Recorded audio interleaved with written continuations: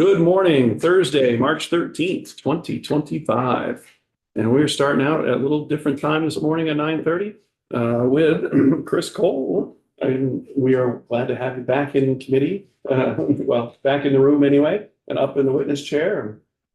I'm not sure if you've met everybody in the committee at one point or another. We should do introductions. We haven't done them in a while. But Matt Walker and I served in Swanton and Sheldon.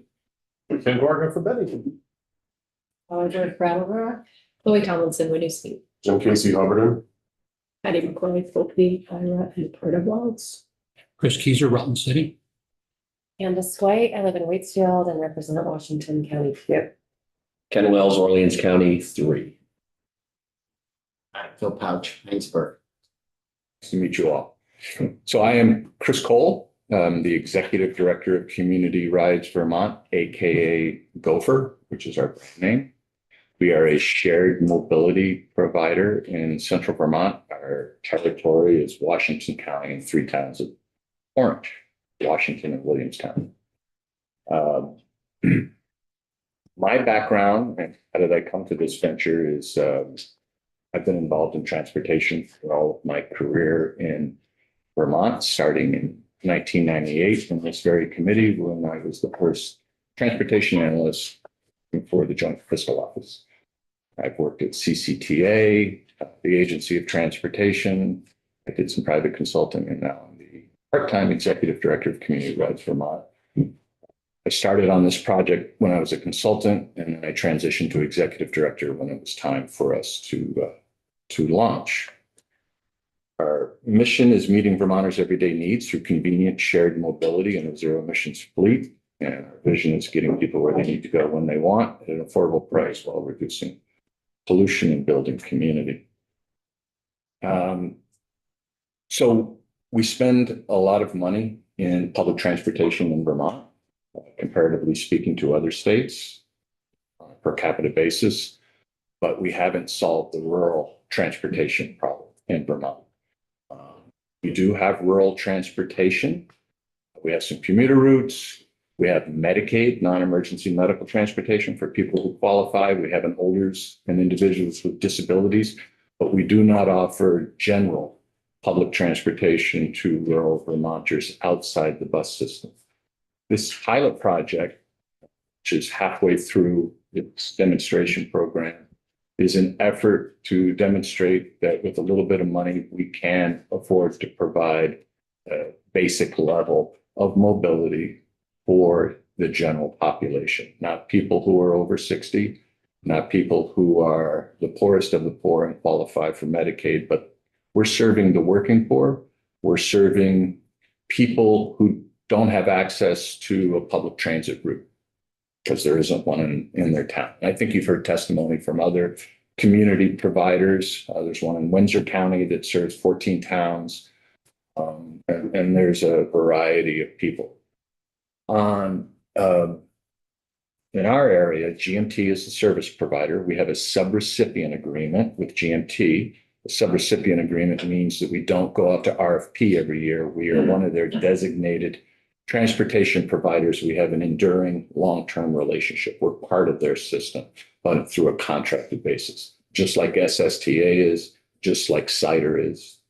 So there are these relationships throughout Vermont where you will have a community-based transportation provider who contracts with the transit agency to deliver public transportation services that the transit agency can't do.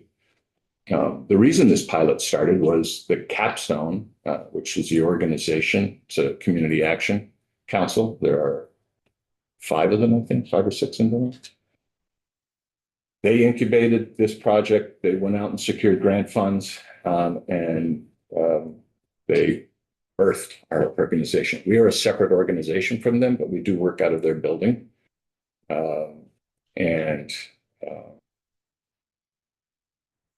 They've been a great asset for us.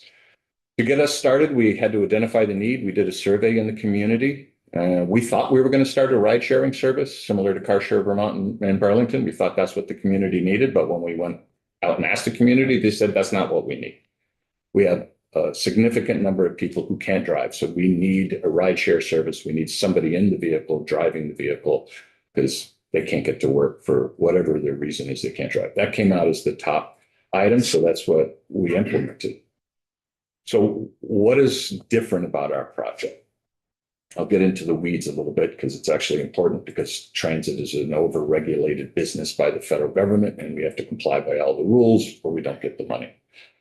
One of the aspects of the federal government is they silo every program. They don't want federal programs competing with other federal programs. You have to have an allocation plan that demonstrates to the federal government when you get audited that all your Medicaid money was spent on Medicaid people and no transit dollars were spent on Medicaid people. And then in the transit program, they don't want to see any Medicaid dollars spent in there. When you accept transit dollars for your vehicles, the capital dollars, you can use those for transit programs. You can use it for Medicaid as long as you have a transit person on there. Otherwise, the Medicaid needs to go on a volunteer driver. So we finance our cars. We don't accept transit money to buy our vehicles. We finance them with the bank, and then we allow the hourly rate to pay off those finance charges through our operations. Transit agencies are different. Their capital money is on one side, their operating money is on the other side, and never show the two ever meet. They don't, in their operating funds, need to depreciate the assets with real dollars. It's just a paper depreciation. So they can't use their funding for other programs like we do. We serve medical centers. We have a contract with CVMC. We take people who can't be transported in our vehicles. Transit agencies can't do that because it's not an FDA program. We serve school districts. We take children who have a right to attend their local school, who may have been displaced by flooding and have had to go live with relatives in a different town. We take them back to school. Couldn't do that in a transit vehicle. So there's a fundamental difference in how we approach serving the community as the way transit is regulated and how they can't serve the community. And that's a very big distinction, because if you think about all the federal dollars that go into a community and all the programs they have, and they all need access to serve people, we can serve those needs. The other thing that we're trying to do, and we're just getting into do it, is market rates. So taxi-like services where people pay dollars. And by putting people on a vehicle, ride sharing with a government program. So our program we're providing is called Mobility for All. It's a program we serve the entire Washington County and the 3 towns of Orange. And we give people who don't qualify for a transit ride a ride. These are some examples of rural rideshare that exist elsewhere in the country. They're all different. They all have a different program design, and their design meets the needs of their communities. So we're all slightly different rural mobility, shared mobility providers. So this is what we've done so far. We launched service in May of 2023. Initially, VTrans, we worked with VTrans to establish a pilot program. They wanted us to come in because at the time, in 2023, and actually before that, GMT was not doing so well, which you've probably heard testimony, in delivering demand response services to the Washington County community, Medicaid, elderly and disabled, recovery, and job access. So we initially started as a service provider for them and to help them with their capacity issues. They didn't have volunteers.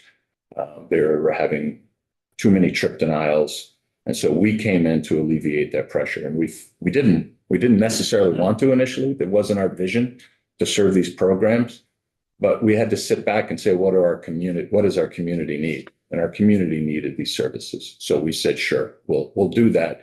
But we also want to do a pilot program to demonstrate some things that we thought would be valuable to demonstrate for the state of Vermont. Phase 2 of the project, we started the Mobility for All pilot service. We started at 7 days a week, and the 7 days a week part started in September 2024. And sometime after about 3 months of launching in May of 2023, we started Mobility for All during the same hours we were working for GMT, but we now go 7 days a week. Our goal is to serve when transit doesn't serve and where transit doesn't serve in the county. Phase 3, which we're just beginning to initiate, is we're rolling out a market rate service to accommodate late night rides and putting people on the taxi who are going to pay a fare. And the way this works is we're going to be operating a mobility for all trips. This is a government trip. Our rate is $90 an hour. That's what we charge. You know, you've heard all the other hourly rates and testimony Ross puts up on the screen. You can see all the rates. We're probably one of the lowest in the state. It's an artificial rate. We have to do fundraising because we're a startup. And as we're growing and we get more vehicles on the road, we'll have enough revenue coming in to support us sustainably. So that's our long-term goal, is to be a sustainable organization and not have to do fundraising. The way the market rate services will work is somebody will not qualify for a ride, but they don't want to take the bus. They would like to take a taxi, but they can't pay our $90 an hour rate for a taxi rate. We'll put them on the vehicle with the ride that is already being provided through this other program. Now that rate's cut in half. And now through shared mobility, putting 2 people on the vehicle at the same time, they're each paying $45. So for a 5-minute, 10-minute taxi ride, it becomes affordable for somebody. If we put 3 people on the vehicle, it's a third, and a third. The government works out because they're paying less for that trip. They're only paying a third. And the local person makes out who's paying cash, and they're only paying a third. So through shared mobility, you reduce the cost to programs and you reduce the cost to individuals who would like to pay for a ride. Chris, on paper, that sounds good, but in actuality, how well do those two sync up? Like, you're gonna get those 2 different. I asked the same question to our operations supervisors. So we had unfortunate incidents with the weather in February. We had 3 vehicles. We only had 4. We had 3 vehicles go out of service. Yeah. We had 1 vehicle to do the level of transportation that we were accustomed to doing. So we had 4 people in every vehicle. Or you didn't ride. And for customers who say, I don't want to ride with anybody else, they say, well, you can't use our service, because that's the fundamental backbone of our service, is you're always going to be riding with somebody else, because that's the service that we're providing. And if you don't want that, you need to go somewhere else. But do they have to wait though? Like I said, I mean, the times and people syncing up, say. Yeah, you have to. But we're just not gonna be. You have to organize, and you have to be flexible. Customers have to be flexible. We have to be flexible. The passengers in the car have to be flexible. Yeah. And so, yeah, we move people. I'd like to go at 3. How do you feel about going to Walmart at 1? I can do that. So you have to take that extra step. You have to manage the trips and to ensure that the vehicle is full. And if we don't have a trip going to Walmart that day, but we do the next day, we'll move them to the next day. These are just things you have to do to get that level of efficiency. So just to clarify, so the phase 1, the rides for Medicaid, elderly and disabled, recovery and job access, that's all paid for with government funds? Correct. Okay, and the mobility for all is a blend, or It's is a that? blend. Okay, Yes. okay, and then We get a $300,000 grant through VTrans, and we match it with $75,000. So it's a $375,000 program, which we expend over the course of the state fiscal year. 1 year. 1 year. What happened to the 3 vehicles that were down? One of them hit a pothole, so we're all electric vehicles. We're all electric vehicles. Yeah, maybe it's something this committee can do something. We hit a pothole. Other than getting a shovel, I'm not sure what we. When you drive a electric vehicle, this one has battery that was too low hanging, just took the battery out. Wow. And the batteries are expensive, and the vehicle goes into the shop for 3 weeks. Wasn't a catastrophic crash. There are no accidents. There's only crashes, as I'm sure you've heard. The next one was at a stop light, and it was a snow-covered road in Barrie, which has some hills. And the car was sliding down into the bumper of the other car. And these electric vehicles don't have much of a front end, so if you hit something straight on, you're just going to take out the front. Yeah. And then the third one was on Route 64 on a snowy day coming down that steep hill. The They weren't bad conditions. That day, the sun had come out and had melted the water. And in the late afternoon, when the driver hit this corner, which was covered in shade, it was just still air ice. And it just went right off the road. So in a matter of 5 days, we lost 3 vehicles. Yeah. And so that's been a real learning experience, a great learning opportunity for our drivers, for our dispatchers, to understand we don't operate on every day. We will Safety. transit agencies adjust our service to meet the safety needs of our passengers as well as our vehicles in our company. Representative Coy, and then Representative. Yes, so the 300,000 grant, their 75,000 match is for phase 2 and 3. No, just 1 year at a time. Whatever we don't spend, we didn't fully expend the grant the first year. So So that was for phase 2 or phase 1? our phases are strapped over. At the end of May of 2026 will be the last year of the 3-year demonstration grant. Of the 300,000 grant. Is that what? We are, Figure out what- our program, Yeah. our phases don't align exactly with the state fiscal year since Okay. we started in May. So Okay. we're 2 years. So- It's a 2-month gap. Yeah. Yeah. Yeah. Right, okay. So your funding this year, you're looking at the 2026 budget? Yeah. You're funding in this budget cycle, the last portion of our 3-year pilot. Which is an additional 300,000? 300 every Okay, year. so and then you have 300 that. every year. And then we have to go out and fundraise 75,000. So Okay. in addition to that 75,000, we fundraise beyond that. There are other things that we want to do that we don't get from through that grant that we have to pay for, startup funds and marketing and all kinds of things that aren't covered. You're a nonprofit. Oh, Yes. Okay. Yeah. Yeah, hi, Chris. Thanks for being here and bringing your expertise, which I may have other questions.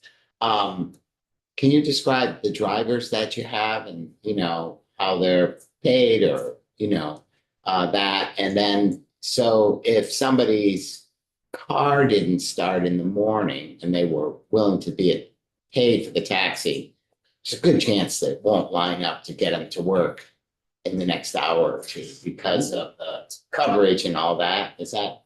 What a great question. So we, being a shared mobility provider, and as I mentioned before, when I showed you the list of other ones in the country, there is no one model for program design. We can do whatever we want in terms of creativity and innovation and working with partners. We don't exist without partners. We have to have partners who have needs. We fulfill those needs. We put a little money in the kitty. They put a little money in the kitty. So right now we're taking about $25,000 of this mobility for all money, and we're trying to find an employer partner to do just what you said. When they have a car breakdown in the morning, we're going to work with the hospital, CVMC first. We're going to try and work with them. They have a lot of employees who have transportation challenges, and we can help them solve those transportation challenges. If we put 4 people, so the goal is, and the program design for this one is we put in 50% of the cost of that trip. The employer puts in 50% of the cost of that trip. The employer can require the employee to do whatever they want in terms of their cost sharing ratio. We're out of that. But we're willing to put in the 50%. And as part of that, and to get for lack of a better word, a bus route, but it's really with an electric vehicle. We want a route from at a certain time in the morning from Barrie to go to that place of business with 4 people in the vehicle. We want the employer to pay half and we'll pay half. And then and then there's another program that company can sign on for, and for a small fee each month, and their employee has car trouble, we will guarantee to pick them up and get them to work on time by the time they need to get there. So that's a second program we're rolling out in conjunction with that, that's specifically for employers. We also have ideas to do subsidized rides for people who don't qualify for transit, and I'll get to what that means in a minute, who don't qualify for transit, but would rather pay a taxi, but they can't afford a taxi, but to have them pay something. And so maybe split the cost with them as well. So there's all kinds of ways to leverage partnerships and put more money into public transit than it is. We work harder for each ride to get people in that vehicle and to make sure it's efficient, because that's the way we stay alive. And there's something to having to be competitive and having to work for your rides and to be forced to provide good customer service to stay alive, as opposed to just being an entity. My other question was the drivers, who are the drivers and, Oh, yeah, drivers are people we recruit through Indeed.com. They answer the ad. We're doing driver interviews this week. We have 2 great candidates. I didn't do one of them. I met a young lady yesterday. She's been in social service background. She currently works for Washington County Mental Health, and she needs some more income. She only works there 3 days a week, so she needs another part-time job. All of our drivers but one are part-time drivers. They have certain hours they want to work. So we hire people and we advertise based upon hours. If we need weekend drivers, we hire for weekend drivers. We need afternoon drivers, we hire for that. We need early morning drivers, we hire for that. And so people come in to fill the gaps of service that, we need. So that's how we've done it. These are our accomplishments thus far since we started in 2023. It was a learning year in 2023. So we did 2,000 trips. 2024, we were fully going with Mobility for All, the subsidized ride program that serves low-income people. And we did over 7,000 trips. We have 148,000 emission-free miles. You can see who we're serving. Employment and education are the 2 big categories. We have half a dozen school contracts where we take students, as I mentioned before. Some are flood victims, some are houseless, some are special ed kids. And they have a variety of different needs and reasons why they're getting transported. Medical trips, as you can see, with our contract with CVMC. A lot of people do personal trips and errands, go and get food, Head Start, daycare. This is folks who are coming from a food shelf. So this is where we sit in the middle between social service agencies who are parties, private sector businesses, and then state government. We have relationships with all 3. And that was our intent, and it's managed to work out. It's so nice to start a pilot project where you conceive of what you think is going to happen, and then it actually happens, and that there is need out there. This was a big question of the agency. Is there any need out there? Because from their perspective, they've provided a lot of funding for public transit routes, and they're serving it, and that system is functioning. But there's a whole nother level of Vermont that the general population isn't being served. One of our biggest trips is Sunday morning church. Once the church ladies found out that we offered Sunday morning service, I wouldn't say it wasn't true. They have flocked to our service, and we have more demand than we can meet. Yeah. They don't mind sharing. No, they want to share, because through that route, they have their friends that they meet. And isolation for our elderly is such a big problem in Vermont, and we alleviate that, at least for that community and cohort, once a week. Representative Burke?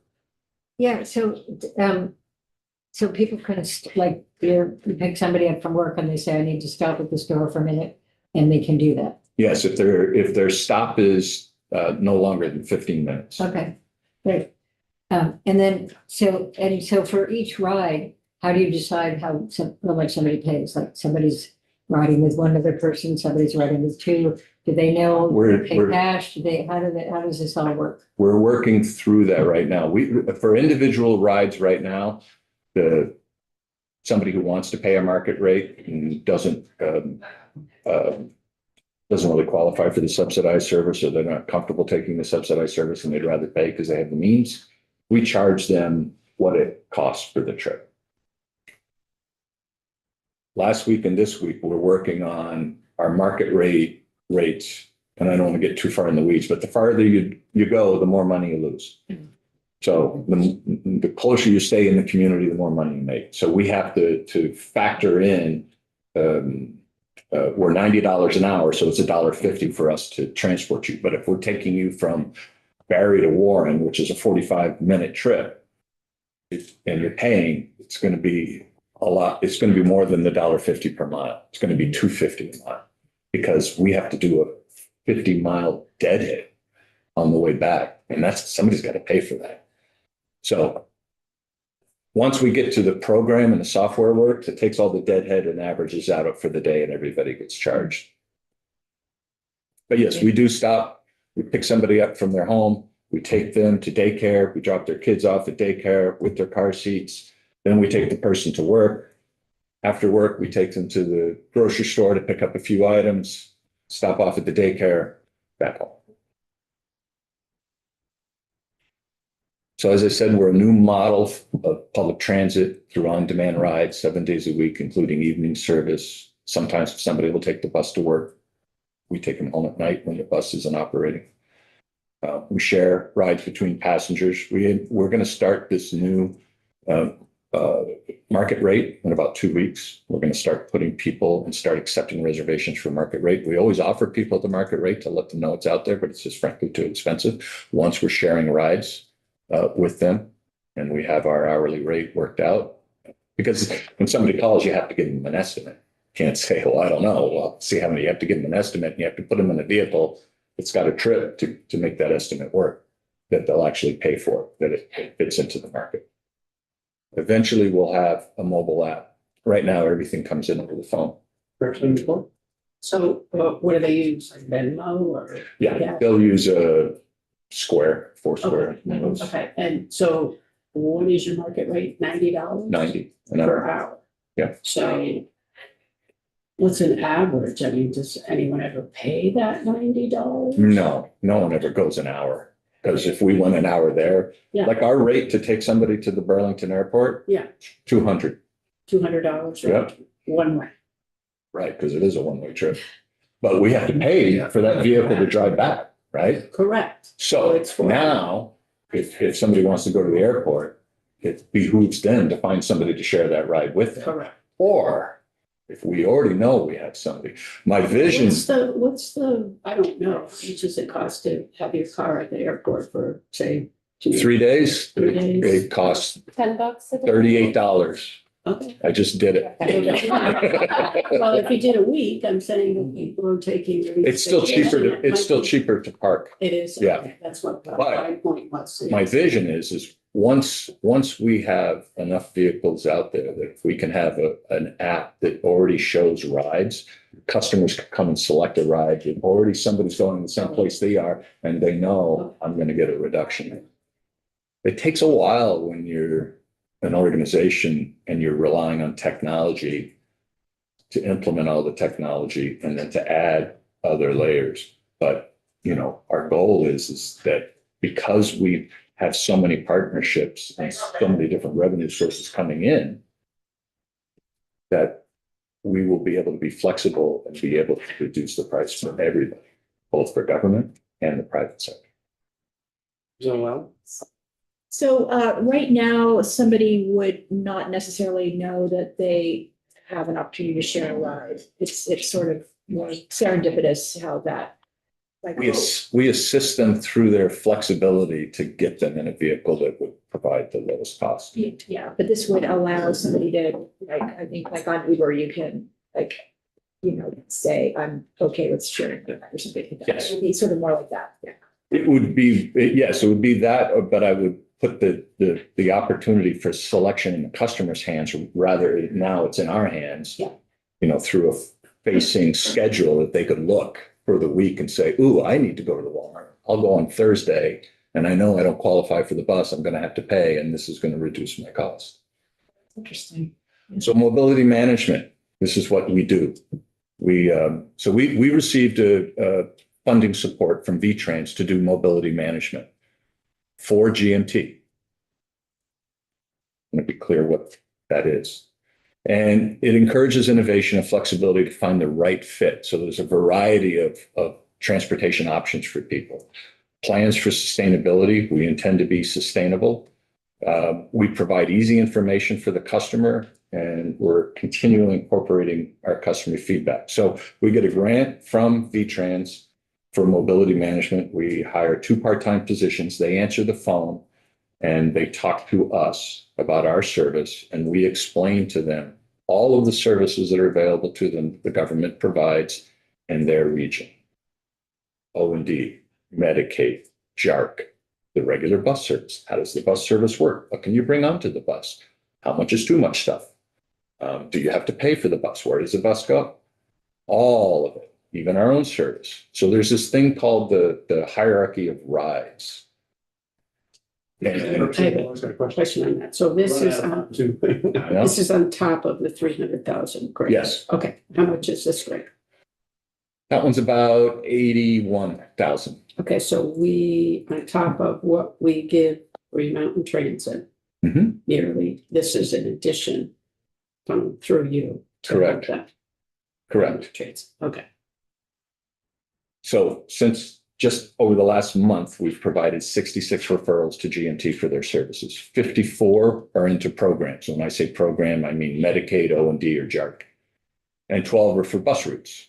So these are people who are uncomfortable riding with the bus, don't know how to ride the bus. We talk them through how to do it. And we will even go out and stand with them and say, there's the bus. That's the one you want to get on. The hierarchy of rides. So what is the hierarchy of rides? This is something that VTrans has established that provides the cheapest ride for an individual who needs assistance. The cheapest ride is the bus service. You're already paying for it. It's already operating. Those are sunk costs. Now the game is get as many people on it as possible, right? So we market that for GMT. And then by the time you get to us, then after that, it's a volunteer driver. Then it's a deviated fixed route bus. By the time you get to us, we're paid drivers. We pay them $20 an hour. We're the most expensive option in that list of options. And so you have to run through the entire thing. That's what we do when we do these intakes is we put them in the right bucket. Nope. You live within 3/4 of a mile of a bus route. Your destination is within 3/4 of a mile of the bus route. You're riding the bus. Well, I don't want to ride the bus. Well, you have to ride the bus. If you're saying you have a disability, you have a reason why you can't ride the bus, you need to contact GMT and you need to get a waiver from them. That's the way the process works. Without that waiver, we're not transporting it. So we're only transporting the people who can't get to the bus stop or farther than 3/4 of a mile, live in rural areas. So that's the system we use to determine who's eligible for our ride. We gauge our performance in meeting the needs of people who call us by not having them call us back. And we always tell them, if GMT can't take care of you, please call us back. We have a fund we privately fundraise for philanthropical donations called the Go For It Fund. When you don't fit into a government bucket, we'll provide the ride. Ride sharing occurs when we put 2 or more customers in the same vehicle. I've already gone over this. We're doing the individual market rate services in the next couple of weeks, and we're really looking forward. These are all the things we do. We provide access to quality employment. We're a public good. We're climate action, improve quality of life. We extend the existing transit network out into their service area where they don't receive services. You know, it costs money to run an empty bus. We're not empty. We're always picking up somebody because they've scheduled for the ride. And climate justice. We're all an EV company, so we're not putting any emissions out in our community for these additional rides. I think that's. These are so great. Thank you. What's going to happen when you have enough money once the initial pilot grant is done? Probably not, because the 3-year rule is really a CMAQ rule for congestion mitigation air quality, which are federal funds which can be used to start transit projects. And the 3-year rule is really to determine the level of ridership on a bus route, and whether it's meeting state goals of sustainability in terms of how many people are riding versus the investment. We need to get probably in the neighborhood between 12 and 20 cars. Before we hired operation supervisors, when it was just 2 people in the office and about 6 drivers, the month of September, which is one of our highest ridership months, we were only $7,000 under budget. So we were almost sustainable. But in order for us to truly be sustainable, we have to grow in size and put enough vehicles out on the street and get those individual market rate customers into the revenue mix. And with our lack of productivity, as I previously talked about in the last month, we're also having challenges with our software provider, which is the one that VPTA selected in terms of replacing RouteMatch in terms of the demand response system. They haven't completed the billing aspect of it, so we're still spending 40 hours a week of an employee, or 40 hours a month of an employee's time doing billing, which we're not able to do other things in the organization because of these challenges. So I would say it's doubtful. We will be sustainable. We'll still need to fundraise, but we would have hoped we would have proved our proof of concept to the agency at that point so that they would be willing to fund us in the out years. It's ultimately going to be the policymakers of state government, which includes the executive branch and the legislative branch, to make that decision as to whether or not this is a good investment for Vermont. It won't be my decision. Well, we're a little bit past time and there's obviously a lot of questions and interest, but we're going to have to move along. Thank you very much for joining us this morning. We Thank you. appreciate it in the presentation. And then You have any additional members might want to reach out to you. have any additional questions? I'm happy to come back. Great services. Thanks, Matt. Thank you, Chris. You should call them from here, call here and say they arrived from the State House to Barry or something like that. You could. I would hope you would. We could get, like, take a bus. 5 more of us. I would hope you'd be willing to pay our rate. Well, divided by 5, right? You're gonna counsel us on what would be most beneficial. I'll for give you a phone number to call and they'll cancel. Oh, all right. Oh, I can't speak to you. Thank you very much. We're going to move right into our next witnesses, our next piece. Andrea Wright is back in committee. Mileage Smart is the next topic. And we'll just transition for a second and stick right up and apologize to those that are joining us that we're a little bit behind. Thanks for asking.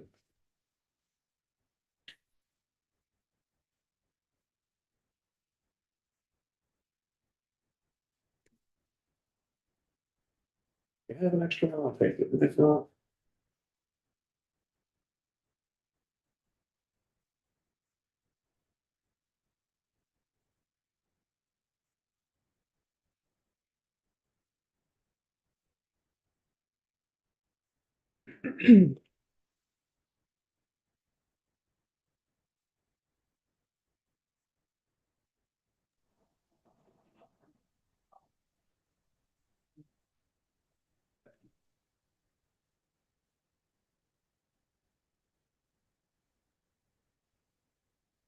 Getting there. We start.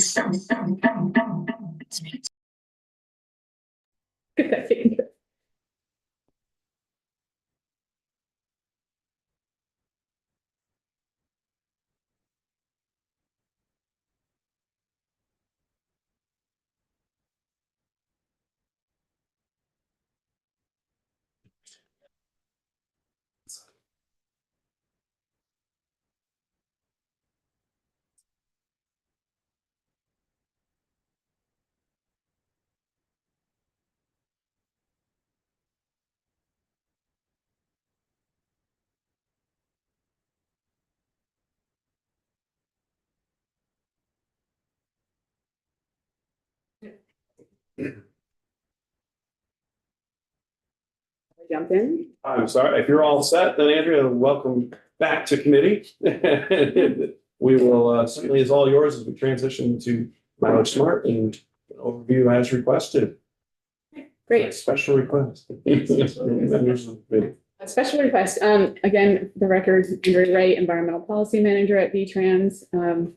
asked to come in and provide some information on the Mileage Smart program from V-Trans perspective. So I just have a few slides. You all are fairly familiar with the program, but I'll just kind of go through things again just to set the stage. And then Capstone will provide some more detail, I think, on what they're doing or what they achieve with the program. Also, I just wanted to mention that Patrick is on the call as well. So if there's questions that I can't answer, then I'll ask Patrick to jump in for that. So yeah, we all know transportation is the largest contributor of greenhouse gases in Vermont.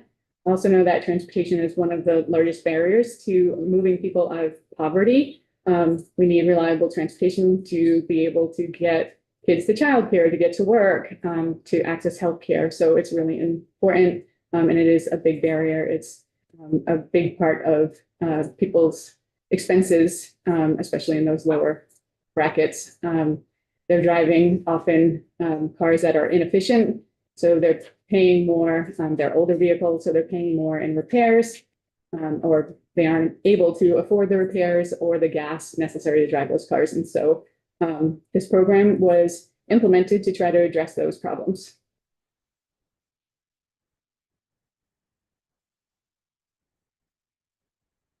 Funky view going on here.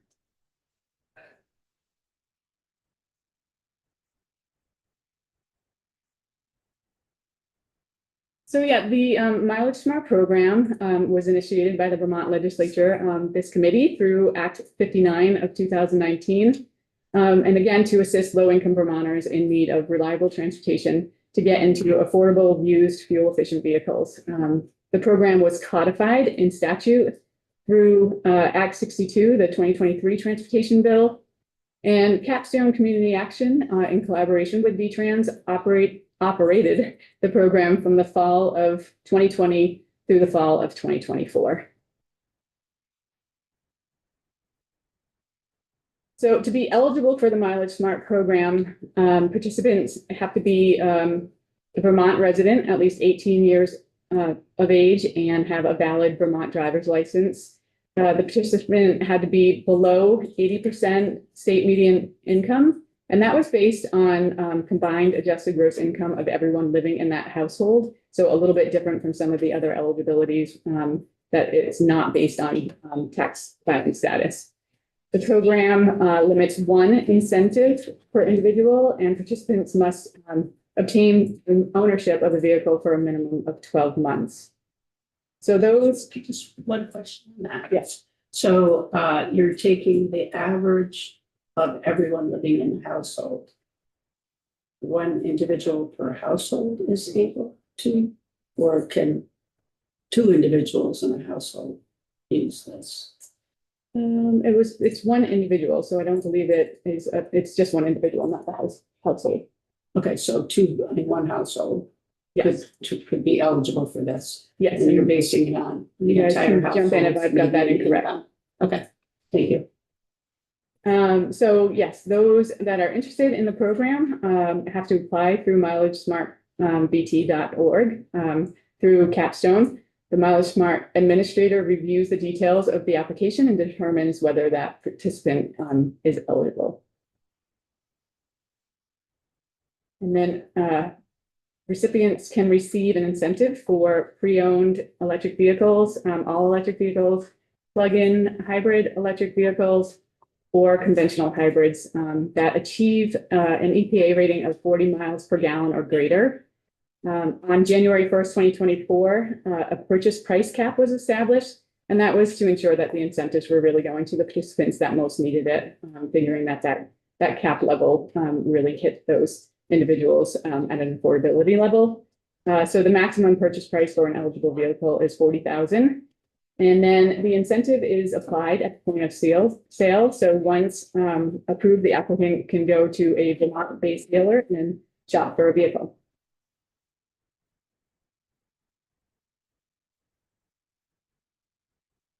These are the latest incentive amounts per recipient and vehicle type, or the different levels for recipients and vehicle types. The program was initiated with just one income level, the 80% median income. But in January of 2024, a category was added for SNAP recipients. So with that, individuals qualifying at that SNAP level were eligible for the full 5,000 with the 25% of the purchase price being waived. So that wasn't a factor. They were just automatic $5,000 for those participants. The program was also initiated with up to $5,000 as an incentive amount, but in June of 2024, to stretch the limited funding that the program had and to align with what we anticipated for a timeline for receiving the EPA carbon pollution reduction grant, we made some changes to the different amounts so that we thought it would extend out until we anticipated receiving that grant. So at that time, SNAP recipients could still receive $5,000 for an all-electric vehicle or a plug-in, but the amount for a used hybrid was reduced to $2,500, and then SNAP recipients could receive, non-SNAP recipients, the 80% SMI could receive up to $2,500. So that was down from the $5,000 for a used all-electric vehicle or plug-in, and then there was no incentive for a used hybrid. And that's where things ended with the program in October. So process-wise, the dealer includes the Mileage Smart incentive amount in the purchase and sales agreement. I believe that is shared with the program administrator, and then they provide a commitment letter.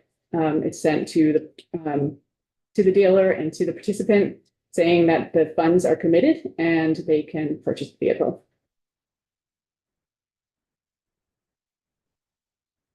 This slide has a lot on it, but wanted to just provide sort of a history of the funding that has been appropriated to this program. So you can see there through various T-bills, starting with the 2019. Again, the first incentive was provided in October of 2020. And then just adding different amounts. So a total appropriation of 6.2 million. And then showing some transfers there with the 2023 Transportation Bill Act 62. When you all codified these programs in statute, there was also some flexibility given there for us to be able to transfer amounts between various incentive programs. And so that just reflects the transfers that were made. That January 2025, that is reflective of the need for us to take from the Mileage Smart program to help make the new PEV program whole when we had a really huge uptake in that in the fall.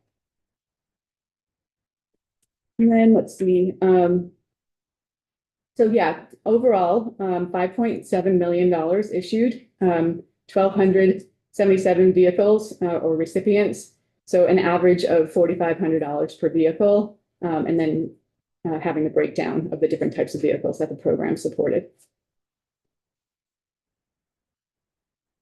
And then I just also wanted to provide a little bit more information of sort of the distribution of the incentives. So looking at the graphic on the left, the map there, the darker shade, the darker the shade, the greater number of incentives distributed to that area. And then the charts on the right are just showing distribution of incentives to the different income levels, as well as the distribution of the different vehicle types. So really seeing that the changes that were made in 2024, more incentives were going to lower income recipients and for higher efficiency vehicles.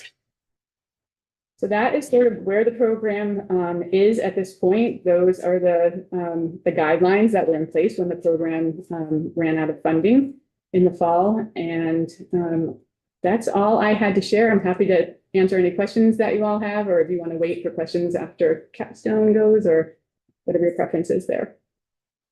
I don't know if you can answer this. I'm just trying to sort of extrapolate what's been spent over the rest of the year.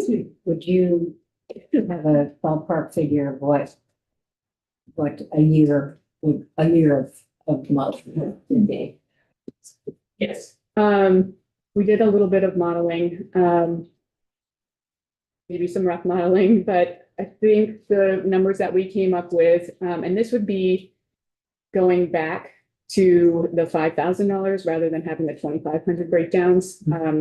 Again, we just did that to try to extend the funds. So if we went back to the $5,000, I believe it was about 2.2 million For a year. for a year. I can double check that and I will correct that if it's incorrect, or I don't know, Patrick, if you have that at your fingertips.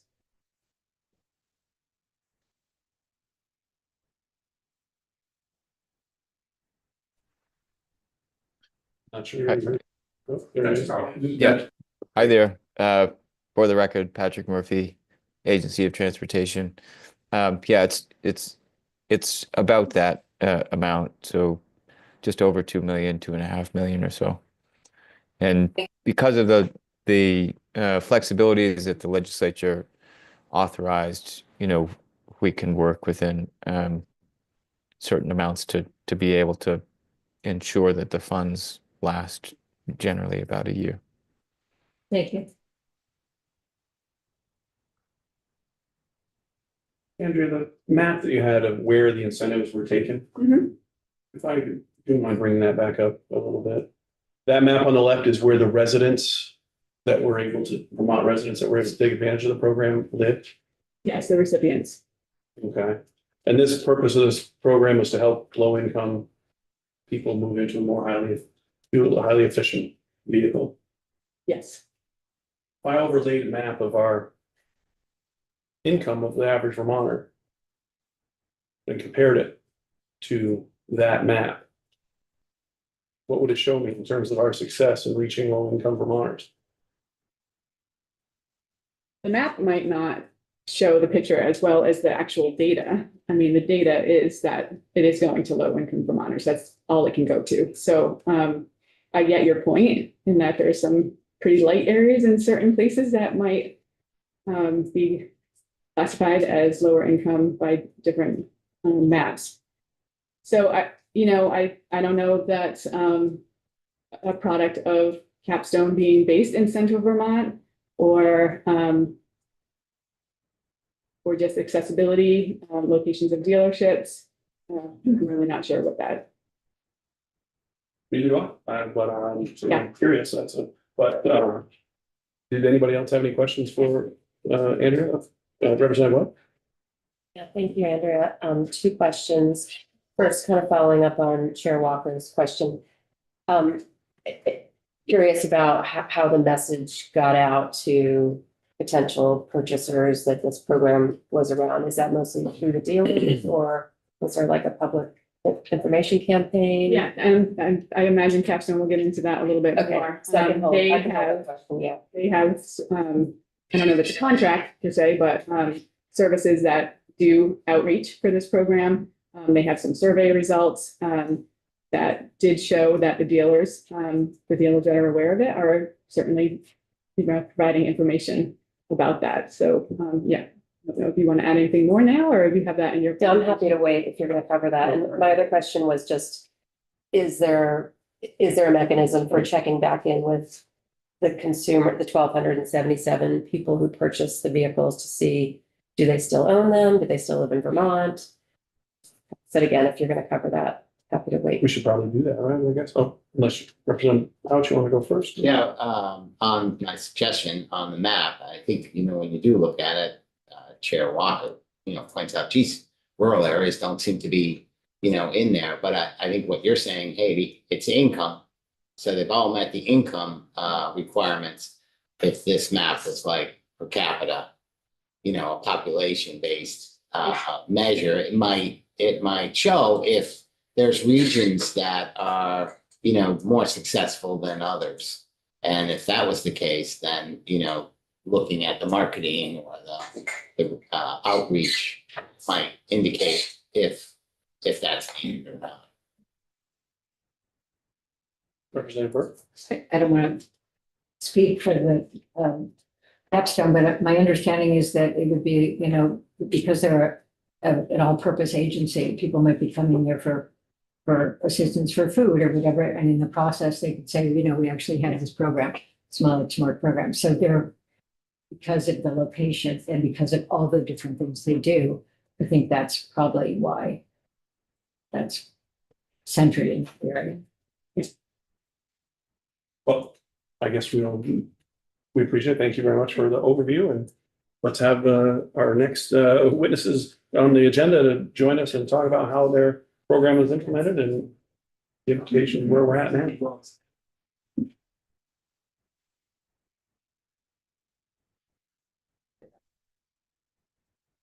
Thanks. So is there a way to connect to that or Zoom, Zoom? yeah. Can I get it? Can you send me a Zoom link to me or? Oh, yeah, it should be. Still Shakini, thank you.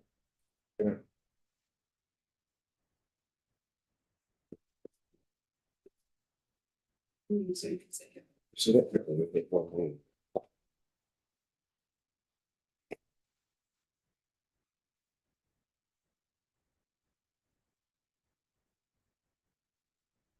Well, thanks for having us. I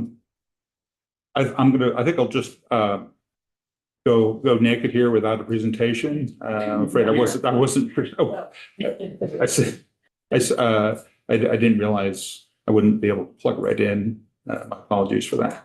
But I think the presentation was pretty good. Well, we're happy to have you either way. If you want to work on that on the side or not, that's entirely up to you. You want to I think I can do identify it. yourself for the record and welcome to House Transportation. No, thank And you. please, Yeah, please be here. My name is Phil Cicchini.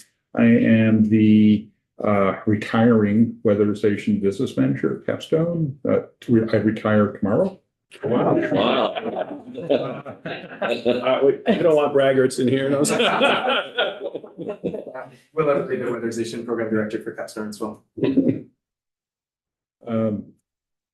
And I've been, with the program since its inception, sort of like conceptually and helping it grow.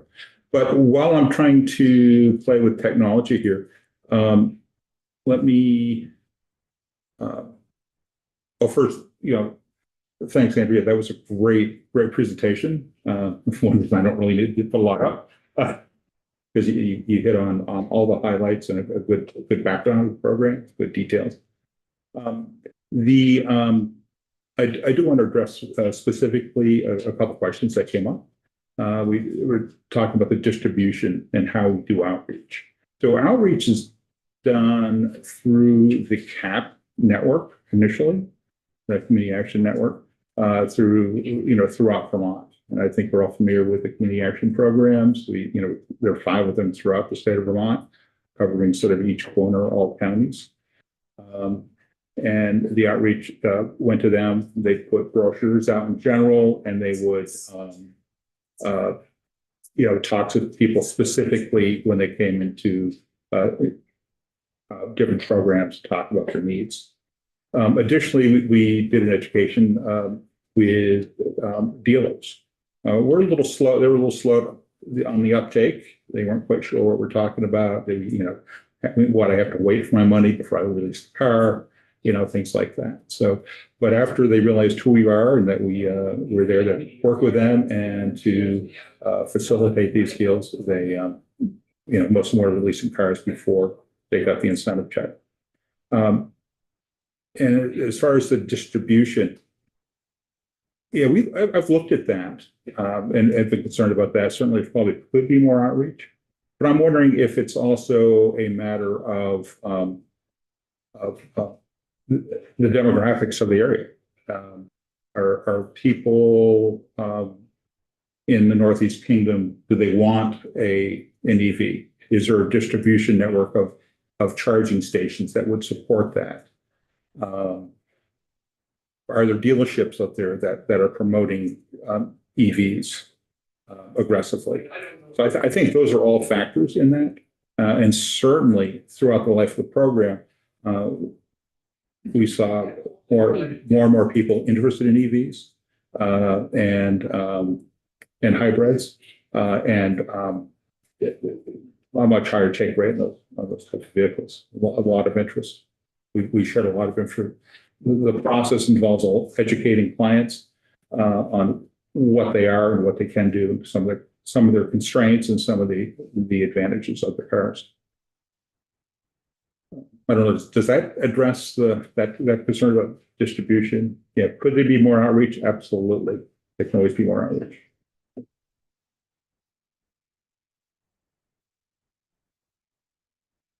It seems like there was another question that was floating that, Just regarding follow-up with the 1,277 people who purchased the vehicles in terms of, do they still own the vehicle? Do they still live in Vermont? yeah, that's a great point. I know, VTrans engaged UVM to do some studying on that.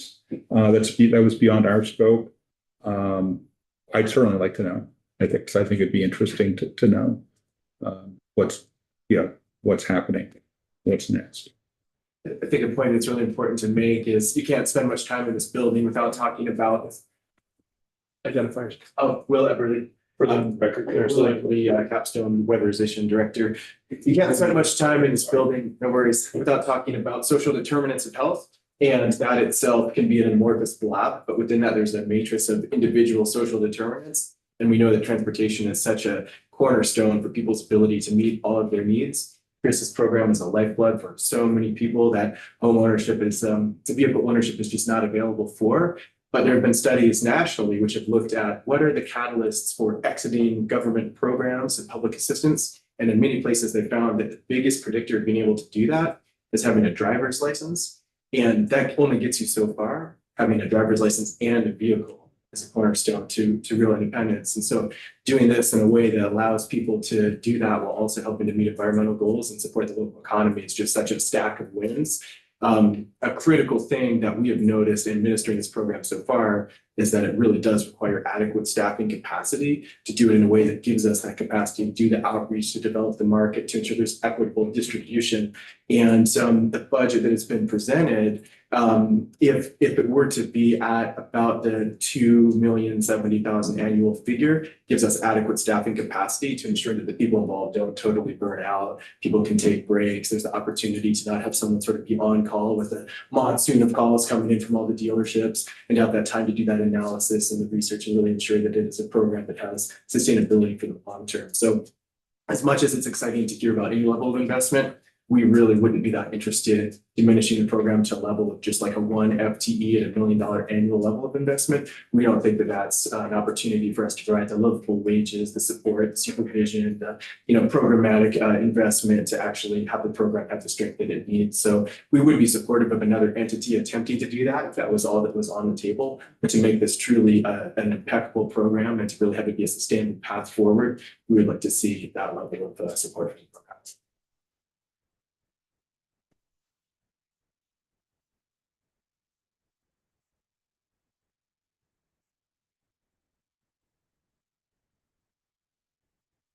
Making a note, anybody else, or, I'm sure. Yeah, actually, I just zipped through my presentation, and I think really it's most of it's been covered. I have one chart I'll throw up just for emphasis. It's just since I think I got here.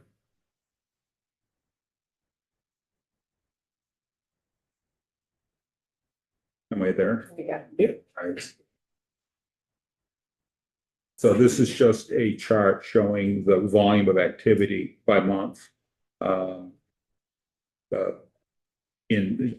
Measured in units of deals finalized, incentives paid out. You can see it, it's building to a point where, you can tell whereas as Will was pointing out, people would be going crazy trying to keep up with the volume. You could tell in the last calendar year, that's when things really took off. Dealers were really firing on all cylinders, supporting the program, and clients were really excited about it. And then unfortunately, they were so excited, we had to change the program, and down to $2,500, and that it certainly had an impact on volume, but certainly some people that really needed the program were able to take advantage of it, which is great. The program changes a reduction and then also in effect the warning if money was running out. Yes, yeah. Yeah, well, you could tell when we announced the reduction. But if funding were secured, how long would it take to get back to through education outreach, the dealer support and trust in the program, enthusiasm?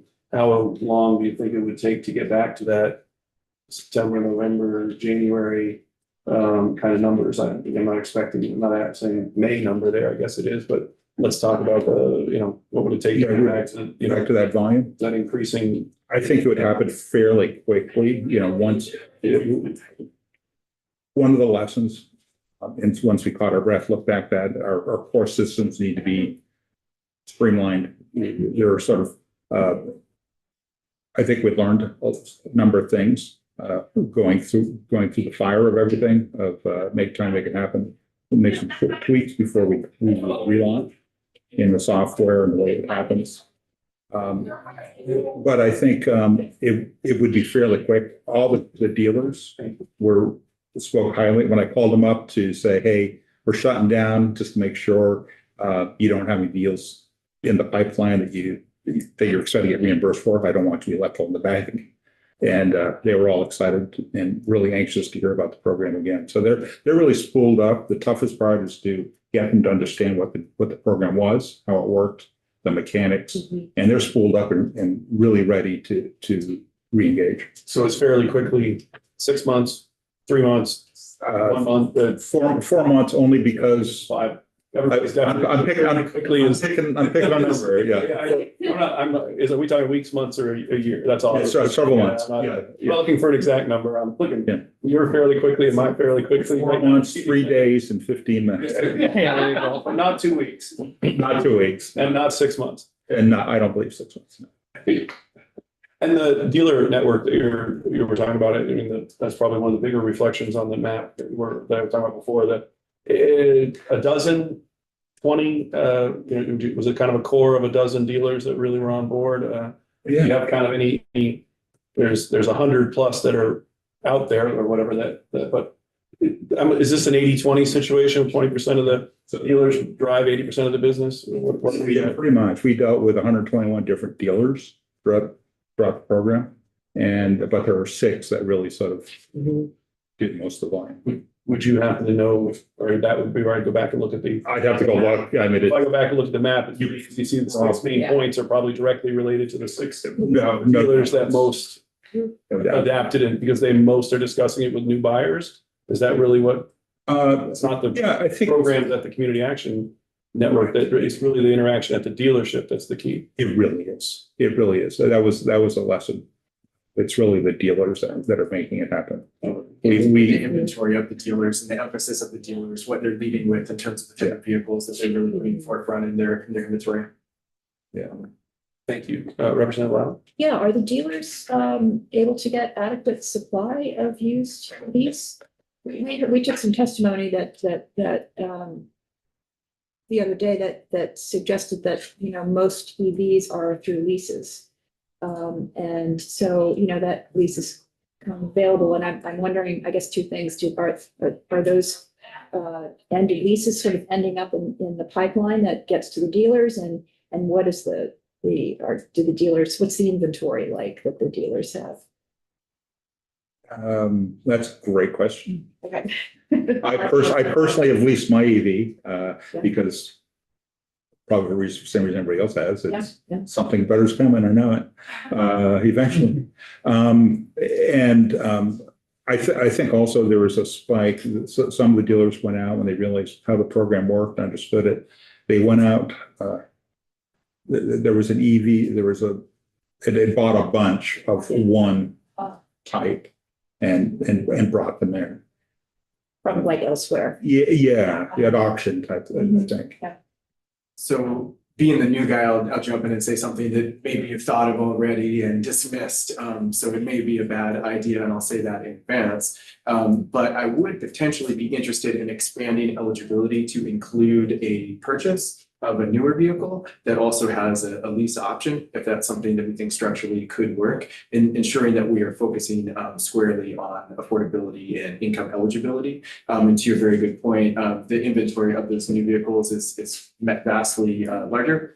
And the ability to maintain an affordable payment sometimes can be better on a lease of a new vehicle versus a used vehicle. That also can provide a more affordable option, as well as a more dependable, longer lasting option for folks. and to also send a message to people attempting to rise from poverty that, you know, we really care about you enough to give you a really high quality thing, I think is not a bad message to send as well. So by no means would we want to stymie the progress of the way that the program is built so far. But if that does provide an opportunity to expand inventory and access to the program, that could be considered, particularly in tandem with the other work that we do across our agency to ensure that people are connected to credit counseling and financial empowerment and different, you know, banking avenues. So that may be part of a more holistic suite of offerings. And I know when you say the word holistic, you can have the eyes glaze over because we throw that around, you know, every 5 seconds, but that is really our approach. So something to consider as we think about a 2.0. Yeah, I just might add, to your point, Representative Lally, that, you know, with the new fee, the incentive program and the spike that we saw in that in the fall, a lot of that was attributed to leases. And so those will be coming up. So the used market should be more plentiful. Should recycle. Yeah. Yes. With higher quality vehicles at the same time. Potentially, yeah. 2 or 3 year leases that they were. Representative Larry? I mean, just in response, if that proposal doesn't raise, you know, I think we're looking at vehicles that are capped at $40,000, right? So if there are new EVs that fall within that price ceiling, I don't see the harm of expanding the program to include new vehicles. Representative Gaza? So has there been any analysis of how big the market is based on the eligibility? Guess not. Yeah, no. So I just, you know, just curious about what the market is and saturation and see how far along we are on the curve and such things like that. Yeah. Yeah, I think that would be a study not only of eligible drivers who meet the income criteria, but also of their propensity to or interest in buying EV. Yeah. And I think part of this process is we're changing their perspective and their interest. That's true. So, but so there would be, I would think, some cap agencies, or maybe it's the agency of community, that has actually knows what the population is based on income. So you might get some type of read. I'm not even making an argument that you would be close to that, but it's just there's a curiosity question. Yeah, well, certainly there's stats out there, and I forget more every day than I learn. So, Hey, Mark, Representative Cook? Yeah, I remember once, I'm wondering if you have any like stories about people. I remember, you know, hearing from Sue Minter one time, we're telling a story about a person they were helping and whatever, and it was nice to hear like that particular. Oh, sure. We hear a lot of stories of families that we've helped, and you know, the family who's lost their car for whatever reason, an accident, or just finally mechanically it's end of its life. You know, family. Dad needs to get to work. Kids need to get childcare. Mom needs to get to work, and without a car, and to be able to get into an affordable car, a car they can afford to drive, doesn't have the maintenance, doesn't have the gasoline, and, to get to work, allow them to work, get the kids to childcare, and it was really important, obviously very important for them to have a stable car and a good car, one they could feel have some pride in driving. Not one put together with duct tape, but family twine. There are a lot of stories, I'm sure. There are a lot. Yeah, yes. Right, thank you. I'm just not a good storyteller. Any more questions? If not, thank you very much for coming in.